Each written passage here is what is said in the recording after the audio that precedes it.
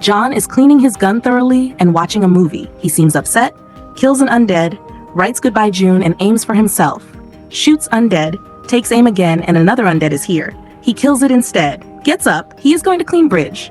There's a barricade here, that's why they were falling on sides.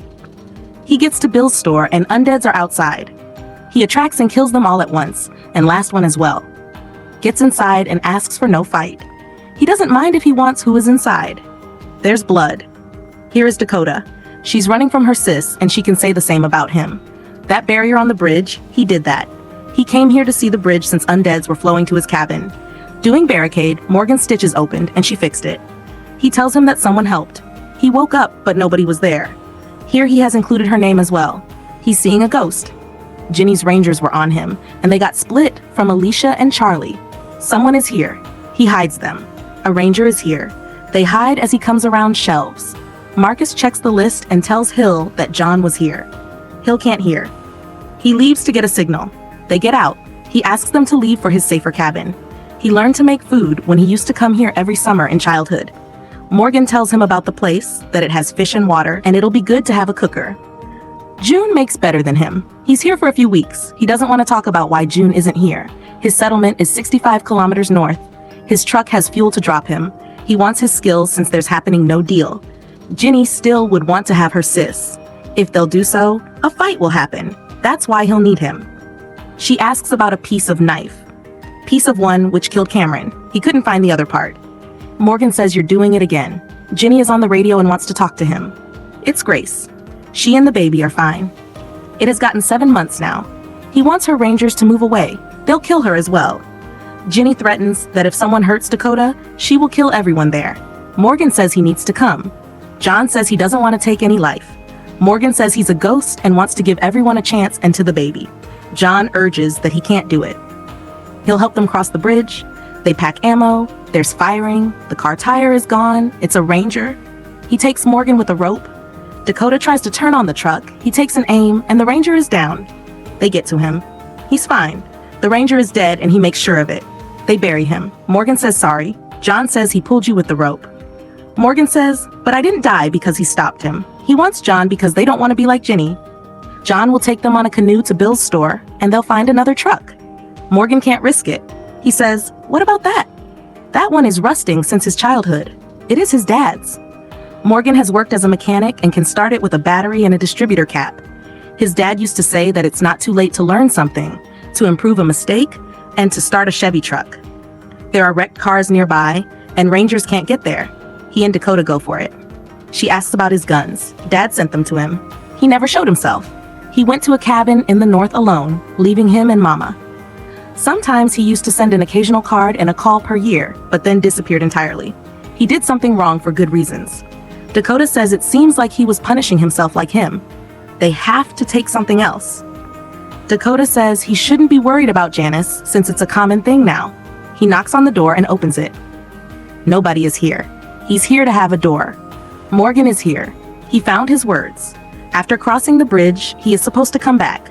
He doesn't know, but he's not meant for this world. Janice would have been alive if he didn't put his leg in Cameron's murder. Morgan says, you were looking for a door to isolate yourself from the world, and you have found it. He says, you were like a man who was worried so much that he decides to go to the other corner of the country, and you found yourself before a campfire. And he found him, and he found all he thinks is family, and found Grace. John says this door isn't for people, it's for zombies, and what he will do after will end everything. Morgan gets to him, the truck has started. While ago he was in that situation he's now in. It's not this way to deal with it. He shows that note. To take everyone to his new place, change was necessary. He's not his dad. He has found a way to keep going. He can as well. Shoots undead. They are here with their warrior truck. Dakota will drive. They will stay behind and guide her. He takes a gun. Morgan opens the barricade. He gets back and moves forward. They move them away and kill them. He asks her for second gear. They get faster in killing. The truck has stopped due to undead. He asks her to full race in first gear. It's stuck in the wheel. He is seeing it, the engine has gone wrong. Morgan wants to see. John gets to check it instead. An undead tries to get him. Dakota takes it. He asks her to start now and move. She drives faster and asks John not to fall. Hits the corner, throwing them away. Morgan kills the lefties. This time they were few a lot. He found a picture with his dad. He can't come with him. Morgan says you'll do the same mistakes as before and as he did. It's a kind of loop. He goes for Ginny and asks her to meet him at Bill's General Store a couple of miles from the river at Old Route 185. She completes it, Ranger Dorie's. He did the same as he did for him when his leg was hurt, and he's alive today. He can hate him. He can't see his best friend ending himself. He's trying to find a signal to know Ginny's location. Wire's clip, of red color, has fallen. They need it. He brings him a hat and thanks him for letting her drive and giving a gun. She likes being around him. They are killing undeads which are still able to bite. She has found it. An undead pulls her. She kills it with a knife. He takes it out. It's that same knife. Now he gets it. She killed Cameron. Ginny was covering her. She didn't know Ginny would kill Janice. She asked him to investigate to divert doubts towards her. Cameron saw her going outside the fence for her usual going out and was about to tell Ginny, so she killed him. Now she thinks he'll ruin her game and tell everyone. He asks her to trust him. He will not tell anyone, and he will find a purpose to live as well. She shoots him, moves ahead, and pushes him down into the water. He falls into the water, shed in blood. His body falls right down to the bottom. He picks that photo with Dad and moves towards the top, gets onto the surface and goes with the flow.